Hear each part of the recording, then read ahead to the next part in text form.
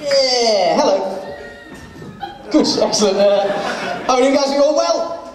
Good, very good. I'm going to get straight over tonight, ladies and gentlemen, because I haven't got much time, so I'm going to start with a bit of a service. Ladies and gentlemen, give me a cheer if you live with someone who's a bit of a knobhead. Because I love the fact that there's one guy here just cheered just by himself, like the girl next to him didn't. That was a bit awkward. Sort your life out, you probably balanced. No, the reason I ask is basically I'm in my third year now. But when I was in my first year, I lived in halls, and I did live with some proper knobheads, really. Like, and basically that's what I'm going to talk to you about tonight. Because basically, the main reason I didn't get on with my flatmates is because I'm really into me cooking. Like, I love me cooking. I cook everything from scratch. Like, I'm quite into my fine dining. Don't do any ready meals or anything like that. I'm not like a stereotypical student cook. You know what I mean? I'm the kind of person that if someone said to me, "Oh, you're right, Mark. Did you spend 40 quid the other week on the new FIFA?" I'd be like, "Nah, mate. I spent 40 quid on a new T-file wok." Right? That's the kind of guy that I am. Do you know what I mean? I don't use RedTube or any of those other porno websites. I just stick Great British Bake Off on. Fucking love it. Oh, Margaret.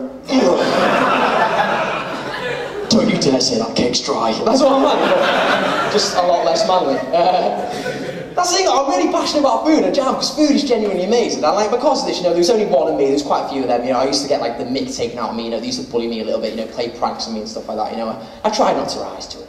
I mean, for example, I used to let it go, when they'd use me pots and me pans and me cutlery and not wash it. I mean, hey, I even let it slide, when one of them made a cup of soup in a bowl.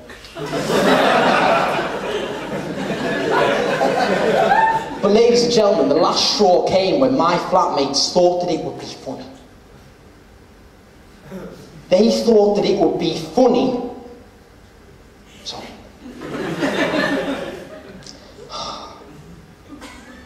To glue me herbs together. Right? You shouldn't have that. Because it's not funny. Just a few things before we carry on, by the way. One, when I say herbs, I'm not talking about the illegal, naughty drug kind of herbs. I'm talking about the parsley kind of herbs. Two, when I say glued me herbs together, I don't mean that in some kind of sexual innuendo euphemism kind of way. I mean they literally got a glue gun and stuck me sage to me basil. I get right. That isn't a euphemism either. That isn't what she said, right? We're not talking about that kind of thing. We're talking about herbs. See, what had happened was I'd had a rather stressful day at uni. I'd come home and all of my taste buds had been telling me brain all day was that they wanted one simple yet beautifully crafted dish.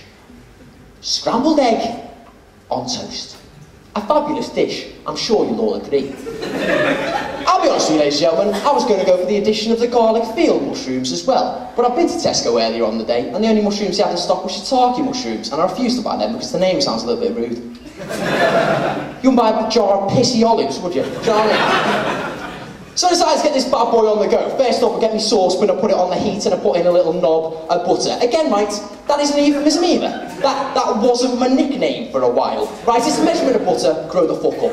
Next, it's the eggs. I get them out of the packet, I crack them into the bowl, and by God, ladies and gentlemen, I start whisking them all up like there's no tomorrow. Next up is the cheese, whap that in there, a little bit of salt and pepper. Don't mind if I do. What's that, Mark? You want a dash of milk in as well? Come on, guys, it's the Pope of Bear. Get in there. And then it's all whisking it all up like a crack or making a smoothie. That last bit, it doesn't even make any sense. So after a few minutes, right, my whisking is completed. Right, my penis of butter is fully melted. So I turn the heat down and I pour into the pan this eloquent, raw mixture of eggy love. I lean over to the right, open the drawer and pull out a wooden spoon. And I start staring. Continuously, of course. Start getting creamy, mate. When after a few minutes I think to myself, hey Mark, do you know what would make this sensational scrambled egg just that little bit better? Chive. That's right, ladies and gentlemen. The graceful, hollow, thin, onion-like with a hint of garlic, leaves of motherfucking chive. So I take the pan off the heat so that the eggs don't overly coagulate. I swander over to my cupboard and I pull out my jar of dried chive. But oh, what's that?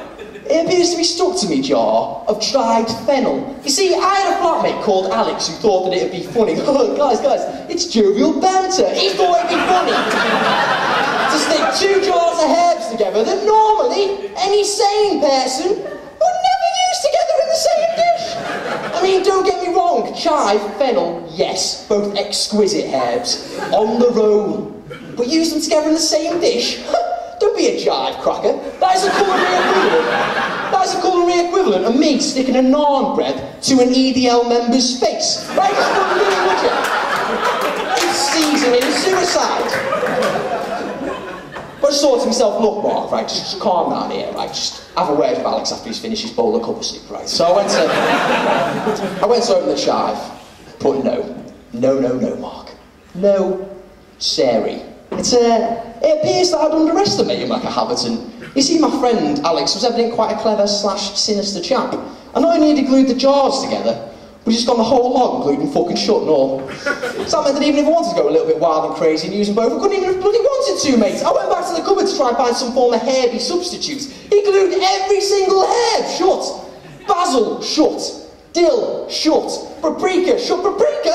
It's not even a fucking herb! It's a poor man's spice, at best.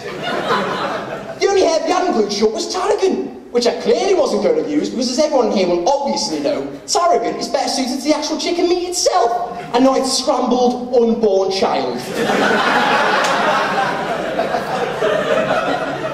Awful. Absolutely awful, mate. Didn't even have the scrambled eggs in the end, so you were too cold by the time I finished crying. Awful. Absolutely awful, mate.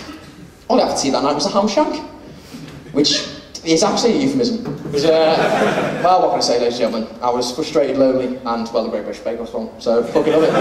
Ladies and gentlemen, you guys have been absolutely lovely. My name's Marc Smethurst. See you later, bye.